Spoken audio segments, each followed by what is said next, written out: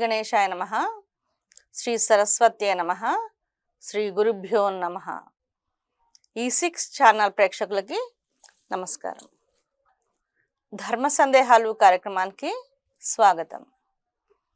ఈరోజు మనం ఈ శ్వేతవరాహ కల్పంలో మొట్టమొదటిసారిగా శ్రీ మహావిష్ణువు భూమి మీదకి ఎందుకు వచ్చారు అనేది, ఏ రూపంలో వచ్చారు అనేది తెలుసుకుందాం. బ్రహ్మదేవుడు ఒకసారి కొలువై ఉన్నట్ట. దేవతలు, ఋషులు, బ్రహ్మ ఋషులు అందరూ కూడా అదే ప్రాంగణంలో ఉన్నారు. ఆ సమయంలో ఆయన ఉచ్ఛ్వాస నుంచి ఒక తెల్లని కాంతి బయటికి వచ్చిందిట.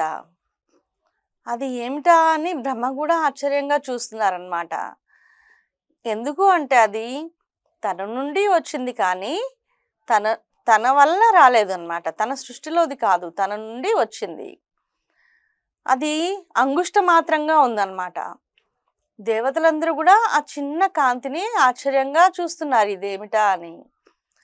అంతలోనే అది పెరగటం ప్రారంభించింది.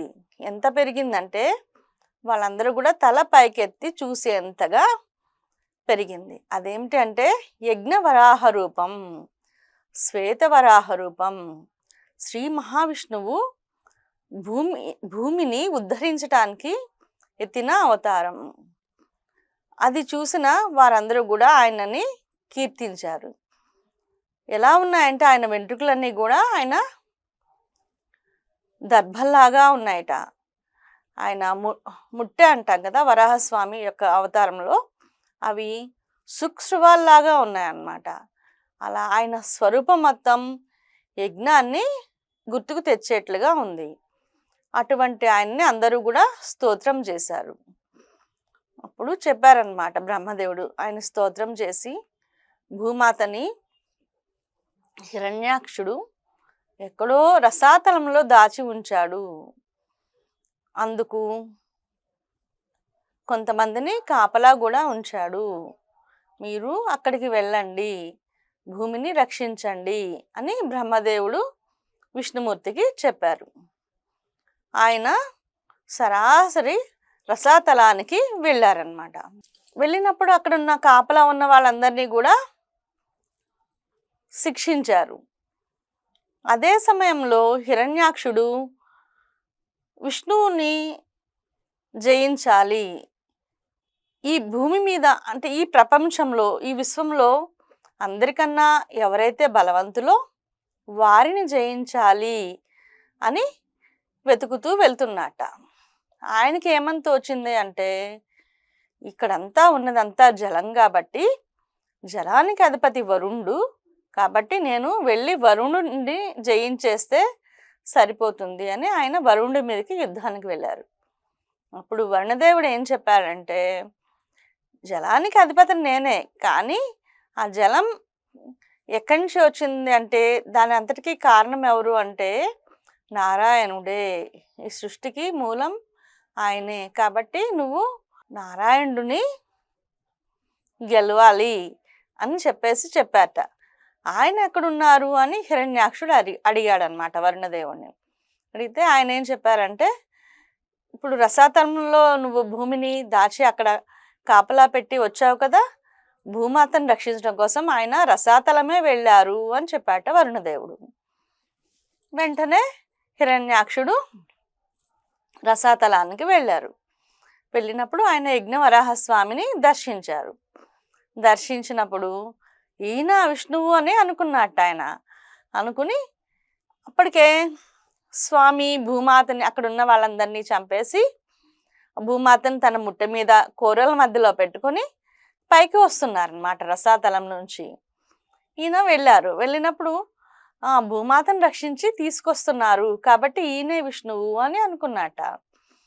అనుకుంటే అప్పుడు చూశారు హిరణ్యాక్షుణ్ణి స్వామి. చూసి భూమాతకి ఏమాత్రం హాని జరగద్దు అప్పుడు జరిగే యుద్ధంలో అని చెప్పి ఆమెని ఒక భద్రమైన ప్రదేశంలో ఉంచారట. ఉంచి అప్పుడు హిరణ్యాక్షుడితో యుద్ధం జరిగిందనమాట. ఆ యుద్ధంలో స్వామి అంటే తన కాపలా వాడే కదా, జై విజయుల్లో ఒక్కడే కదా, కాబట్టి కొంతసేపు యుద్ధాన్ని ఒక ఆటలాగా కొనసాగించారని చెప్పవచ్చు. తర్వాత ఒక చరుపు గట్టిగా చరిచారట ఆయన్ని. ఆ దెబ్బకి ఆయన నెత్తురు కక్కుకొని మరణించాడు హిరణ్యాక్షుడు. అప్పుడు దేవతలు, బ్రహ్మదేవుడు అందరూ వచ్చి స్వామిని స్తోత్రం చేశారు. భూమిని యథాస్థానంలో ఉంచారు. ఆయన స్వస్థానానికి వెళ్ళిపోయారు. అలా కొంతకాలమైన తర్వాత ఆ భూమాత అనుకుందిట, నన్ను రక్షించారు స్వామి, కానీ నా దగ్గర ఆయన ఉంటే బాగుంటుంది, నేను ఆయన భార్యని కదా, ఆయన ఒక రూపంలో నా మీద తిరుగాడుతూ ఉంటే బాగుంటుంది అని చెప్పి. ఎందుకంటే మనకి శక్తి రావాలి అంటే దైవం యొక్క రూపం భూమి మీద ఉంటే అదే శక్తి మనందరినీ కూడా నడిపిస్తూ ఉంటుందన్నమాట. కాబట్టి ఆవిడ కోరిక అది సమంజసమే కదా. ఆవిడ గోరూపం ధరించి వైకుంఠానికి వెళ్ళారట. అదే సమయానికి బ్రహ్మదేవుడు కూడా వచ్చారు. ఎందుకు వచ్చారు అని ఇద్దరు అని అనుకున్నప్పుడు, అప్పుడు ఇట్లా స్వామి నా మీద వచ్చి చరిస్తే బాగుంటుంది అని ఆ వరం కోరటానికి వచ్చాను అని భూమాత చెప్పారు బ్రహ్మదేవుడికి. బ్రహ్మదేవుడు కూడా నేను అదే సంకల్పంతో ఉన్నానమ్మా అని చెప్పారు. ఇద్దరూ వెళ్ళి విష్ణుమూర్తిని ప్రార్థించారు. ప్రార్థించినప్పుడు అప్పుడు ఆయన అడిగారట, ఏ రూపంలో నేను సంచరించాలి భూమి మీదకి అంటే, ఆవిడ నన్ను యజ్ఞ వరాహ రూపంలో మీరు నన్ను ఉద్ధరించారు కాబట్టి అదే రూపంలో నా మీద అవతరించండి అని ఆవిడ అడిగారు. అప్పుడు స్వామి అయితే నాకు ఒక పవిత్రమైన ప్రదేశం కావాలి అని అడిగారు. అప్పుడు ఆదిశేషుడే ఒక పర్వతంలాగా క్రీడాద్రిగా మారాడనమాట. అప్పుడు వైకుంఠంలో ఉన్న క్రీడాద్రిని గరుత్మంతుడు తీసుకొచ్చి భూమి మీద ఉంచారు. అదే మన వెంకటాద్రి. అది ఆదిశేషుడే క్రీడాద్రిగా మారాడు కాబట్టి దాన్నే శేషాద్రి అంటారనమాట. అలాగే గరుత్మంతుడు తీసుకొచ్చాడు కాబట్టి దాన్ని గరుడాద్రి అంటారు. అలాగే దాని మీద నారాయణుడే స్వయంగా నివసిస్తున్నాడు కాబట్టి అదే నారాయణాద్రి. అటువంటి పవిత్రమైన ప్రదేశంలో ఆయన యజ్ఞవరాహ రూపంలో దిగివచ్చి అక్కడ కొలువై ఉన్నారు. ఆ కాలక్రమంలో ఎన్నో యుగాలు గడిచినాయి. కలియుగంలో ఆయనే వెంకటేశ్వరుడుగా వచ్చాడనమాట. అదే విష్ణుమూర్తి వైకుంఠంలో నారాయణుడిగా మరియు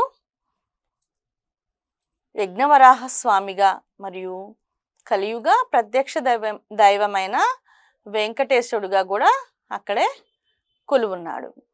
ఈ రకంగా ఆయన భూమిని ఉద్ధరించాడు శ్వేతవరాహ రూపంలో కాబట్టి శ్వేతవరాహ కల్పమైంది ఈ కల్పం. కాబట్టి ఆయన విష్ణుమూర్తి ప్రథమ అవతారంగా శ్వేతవరాహ రూపంలో భూమి మీద అవతరించారు. ఆ అవతారాన్ని మనం పూజించడం వల్ల మనకి ఆహార సమృద్ధి ఉంటుంది. అలాగే ఆయన యజ్ఞవరాహం కాబట్టి యజ్ఞంతో లోకమంతా కూడా క్షేమంగా ఉంటుంది కదా. కాబట్టి లోకక్షేమం కోసం, వర్షాలు కురవటం కోసం, అలాగే ధర్మంగా జీవించడం కోసం కూడా మనం భూవరాహ స్వామిని పూజించాలి. ఆయన వెలిసిన సమయంలోనే భూమాత కూడా ఆయనతో పాటుగా అక్కడ వెలిసారు. అప్పటి నుంచి ఇప్పటి వరకు కూడా మనందరి పూజలు అందుకుంటున్నారు.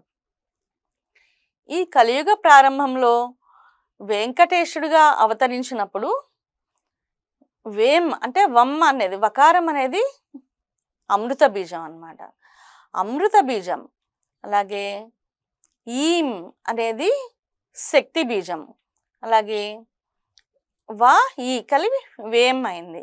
కట అనేది మనకి సంపదల్ని ఇస్తుంది, పాపాల నుంచి పోగొడుతుంది. కాబట్టి అమృతము, ఐశ్వర్యము మరియు పాపాలని పోగొట్టే ఇవన్నీ పవిత్రమైన బీజాక్షరాలు కలిపి వెంకటేశ్వరుడుగా ఆయన అవతరించాడు. ఆ సందర్భంలో మహాలక్ష్మిని ఎవరైనా మనకి కావాలి అని ఎవరైనా కోరుకున్న వాళ్ళు ఈ వెంకటేశ్వరుణ్ణి ఒక ఐశ్వర్య మహామంత్రం అని ఒకటి ఉంటుంది. ఆ మంత్రంతో గనక ఆయన్ని జపించిన, ఆయన లిఖించిన వెంకటేశ్వర ఐశ్వర్య మహామంత్రాన్ని లిఖించిన కూడా ఐశ్వర్యాన్ని చాలా సులభంగా పొందగలరు. అది ఏమిటంటే శ్రీ మహాలక్ష్మీదేవి 8 రూపాలు ధరించి ఆయన యొక్క శరీర భాగాల్లో ఉంటుందిట అష్టలక్ష్మి స్వరూపంలో. ఆ 8 లక్ష్ములు కలిపి శ్రీనివాస ఐశ్వర్య మహామంత్రమైంది. ఇది ఒక దీక్షగా రోజుకి 11 సార్లు కానీ 21 సార్లు కానీ చొప్పున ఉదయం, మధ్యాహ్నం, సాయంత్రం మనకి వీలు కుదిరిన సమయంలో ఎప్పుడైనా కానీ మనం లిఖించవచ్చు అన్నమాట. నామ జపయజ్ఞం, అది లేఖన యజ్ఞంగా అది చేయాలి. జపించడం వల్ల కూడా ఐశ్వర్యాన్ని అది ఇస్తుంది. దాన్ని శ్రీవత్స వక్షసం, శ్రీశం, శ్రీలోలం, శ్రీకరగ్రహం, శ్రీమంతం, శ్రీనిధిం, శ్రీఢ్యం, శ్రీనివాసం భజామ్యహం. ఇది శ్రీనివాస ఐశ్వర్య మహామంత్రం. దీన్ని మనం జపించడం వల్ల దీక్షగా ఒక 40 రోజులు మండల దీక్షగా తీసుకుని లిఖించడం వల్ల ఎంతోమంది ఎంతో ప్రయోజనాన్ని పొందిన వాళ్ళు ఉన్నారు. అంతేకాకుండా వెంకటేశ్వర వజ్ర కవచం అని ఉంటుంది. శ్రీ వెంకటేశ్వర వజ్ర కవచం అనేది మనం రోజుకి ఒక 7 సార్లు కానీ 11 సార్లు కానీ 9 సార్లు కానీ, అది లేకపోయినా 2 సార్లు చెప్తారన్నమాట, ఉదయం సాయంత్రం. అలా మనకి కుదిరినన్ని సార్లు ఒక మండల దీక్షగా కానీ లేక ప్రతిరోజు కూడా అది చదువుకుంటూ ఉండవచ్చు అన్నమాట. అలా చదువుకుంటూ ఉండటం వల్ల చాలా నెగిటివ్ ఎనర్జీ అంటారు కదా కొంతమందికి, నరదృష్టి అని, అలాగే కొన్ని అనుకున్న పనులు అవ్వకపోవటం, అలాగే చిన్న చిన్న అనారోగ్యాలు, అటువంటివన్నీ కూడా శ్రీ వెంకటేశ్వర వజ్రకవచ పఠనం వలన మనకి తొలగిపోతాయి. నారాయణం పరబ్రహ్మ సర్వకారణ కారణం ప్రపద్యే వెంకటేశాఖ్యం తదేవ కవచం మమ అని అది వస్తుంది. అదేంటంటే సహస్ర శీర్ష పురుష అని చెప్తాము. వెంకటేశ శిరోవతు అని అంటే మనకి శరీరం అంటే ఎలా ఉంటుందంటే భౌతికమైన శరీరము, అలాగే ప్రాణమయమైన శరీరము, అలాగే బుద్ధి అంటే మనోమయమైన శరీరము, మరియు ఆత్మ, ఇలా 4 రకాల శరీరాలు కూడా దానివల్ల రక్షణ పొందుతాయి. అంటే మనకున్న శరీరాలు ఒక ఉల్లిపాయల్లో పొరలు ఉంటాయి కదండి, అట్లా పొరలుగా అంటే ఒకదానిలో ఒకటి కలిపి ఉంటుందన్నమాట. అయ్యో అదెలా ఉంటుంది, ఒక వస్తువు ఉన్న చోట ఒకటి ఉండదు కదా అని ఒక డౌట్ తెలియని వాళ్ళకి సంశయం రావచ్చు. చూడండి, ఒకే రూమ్, మన ఉన్న రూమ్లోనే గాలి ఉంటుంది కదా, గాలి మొత్తం నిండి ఉంటుంది. అదే రూమ్లో లైట్ వేసామనుకోండి, లైట్ కూడా మొత్తం నిండే ఉంటుంది కదా. అలా 2 వస్తువులు మొత్తం నిండి ఉండటం అనేది సాధ్యమైంది కదా. అలాగే మన ఈ భౌతిక శరీరంలోనే ప్రాణమయ శరీరము, మనోమయ శరీరము, అలాగే విజ్ఞానమయ శరీరము కూడా, అవన్నీ కూడా మనలోనే నిండి ఉన్నాయన్నమాట. కాబట్టి ఆ శరీరాలన్నీ కూడా ఆ వెంకటేశ్వర వజ్ర కవచం మనం పఠించడం వలన మనకి రక్షణ పొందుతాయి. ఆయన ఏమంటారంటే సర్వకారణ కారణం అంటారు.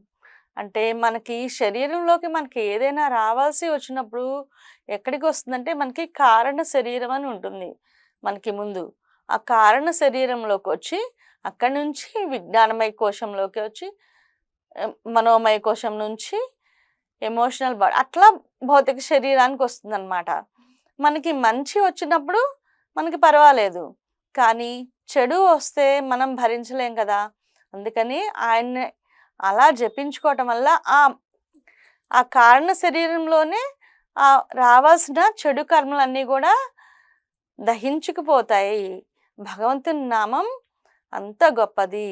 కాబట్టి మనం మన రోజువారీ కార్యక్రమాల్లో భాగంగా భగవంతుని రక్షణ పొందాలి అనుకునే వాళ్ళు ఈ వెంకటేశ్వర వజ్ర కవచాన్ని మనం జపించుకుంటూ ఉండాలి.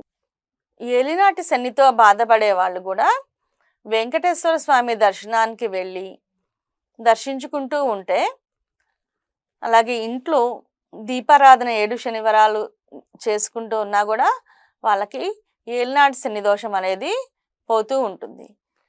కానీ శని ఎంత బలవంతుడిగా ఉంటాడంటే వాళ్ళని ఆ వెంకటేశ్వర స్వామి ఆరాధనని చెయ్యనివ్వకుండా అడ్డుకుంటూ ఉంటాడు.